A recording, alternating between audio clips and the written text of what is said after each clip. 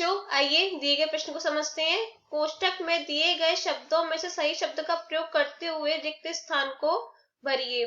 सभी वर्ग रिक्त स्थान होते हैं। दो विकल्प दे रखे हैं, समरूप तथा सर्वांग सम। तो इनमें से कोई एक विकल्प सही होगा। तो इसकी मुख्य अवधारणा पर चर्चा कर लेते हैं। मुख्य अवधारणा। तो सबसे पहले हम ये समझ लेते हैं कि समरूप तथा सर्वांग सम में अंतर क्या होता है।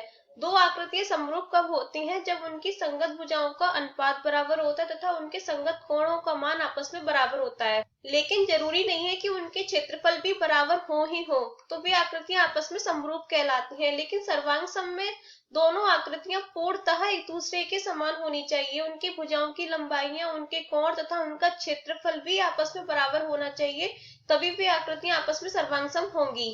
तो यहाँ पे हम दो वर्ग ले लेते हैं। वर्ग कैसे भी हो सकते हैं, हम एक छोटा वर्ग ले लेते हैं तथा एक बड़ा वर्ग ले लेते हैं। तो हमने यहाँ पे दो अलग अलग क्षेत्रफल के दो वर्ग ले लिए हैं। तो हम यहाँ से देख सकते हैं कि दोनों का क्षेत्रफल अलग अलग है, यानी कि ये दोनों वर्ग सर्वांग सम नहीं होंगे। हम देख सकते हैं चारों कोण डी के बराबर है, कोण एस के, कोण सी बराबर है कोण आर के, कोण ए बराबर है कोण पी के तथा कोण बी बराबर है कोण क्यू के। चारों ही कोण 90 अंश के हैं और इनकी संगत भुजाओं का अनुपात भी बराबर है, लेकिन इनके क्षेत्रफल बराबर नहीं है। तो हम यहाँ से लिख सकते हैं कि सभी वर्ग समरूप होते हैं लेकिन सर्वांग सम नहीं हो सकते, क्योंकि सर्वांग सम होने के लिए दोनों के क्षेत्रफल भी बराबर होने चाहिए। सभी वर्ग समरूप होते हैं लेकिन सर्वांग